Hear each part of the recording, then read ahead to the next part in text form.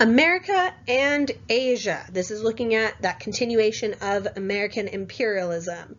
Just a quick heads up, there is some graphic content on the next slide. So, America has taken the Philippines with the end of the Spanish-American War. The thing is, before America even landed on the Philippines, Filipino nationalists had already actually been fighting Spain for their independence. So when America comes in and is victorious against the Spanish, basically the Philippines are going to declare themselves independent and proclaim themselves to be the Philippine Republic. However, that was not going to remain the case because Americans and the American officials that had landed in the Philippines and taken Manila Bay are going to act increasingly imperious towards the Philippines. They, for instance, refused to meet with the so-called savages and insisted that the Filipino forces withdraw from Manila. So basically, they've gone from ownership of Spain to being owned by America instead.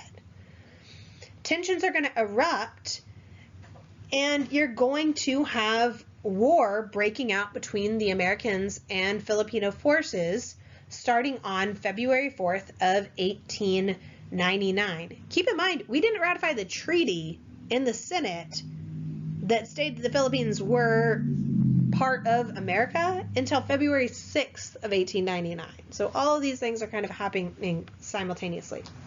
The United States is going to use 4 times as many soldiers in the Filipino-American War as they used in the Spanish-American War. And in fact, the United States uses a lot of the same tactics the Spanish had been using on Cuba when it came to putting down insurrections of the Filipinos. Rarely would Americans distinguish between soldiers and non-combatants. This is also before the censorship of war.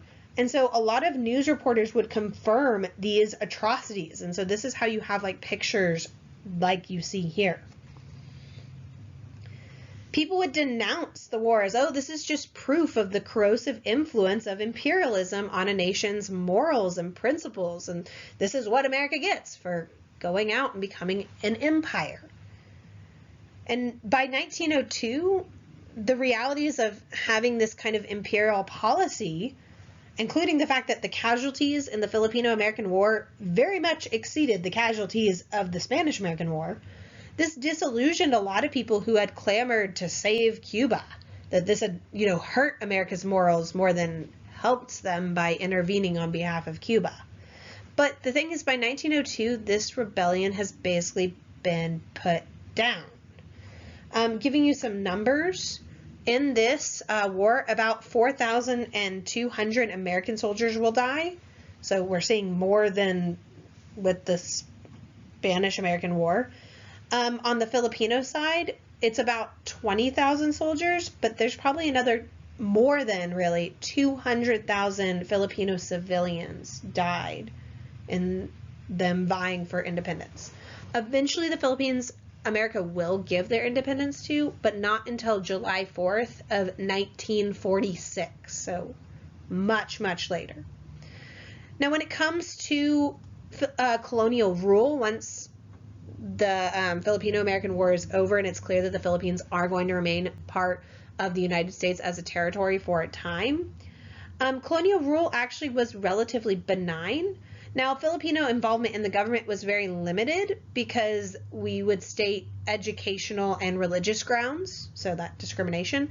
But America did do things for the islands, such as like they brought schools there, made a lot of roads, so a lot of infrastructure, helped set up a public health system, and they tied their economy into that of the United States very closely, which did help them out economically. So this is when I really start saying in this class, not everything is black and white. There are a lot of gray areas, and this is definitely a slight gray area. Was it worth killing all those people? I'm sure no one from the Philippines would say yes, but there is an element of it wasn't all completely bad. When it comes to the rest of Asia, the thing is, America really wanted to be able to trade with China, but European powers at this time were basically claiming different parts of China and carving out what was called spheres of influence. So having their own foothold in this area of China only would trade with this nation in Europe. This was really concerning to the American business community because that meant that it limited our opportunity to compete with these. However, the Philippines basically gave America a foothold into China, and you can see that in the bottom right corner where the Philippines is in comparison to China, so that's a jumping off point even more so. So in 1899, the Secretary of State, John Hay, will ask imperial powers of Europe basically to maintain what's called an open door policy for commercial and financial activities of all nations within Chinese spheres of influence. So as much as though they're only, trading with, for instance, like France, they have an open door policy where they also can trade with America. Now, privately, he's also going to approve a plan to seize a Chinese port by military means if necessary. But really, America felt like it was a better opportunity for trade and investment and avoid some sort of military occupation.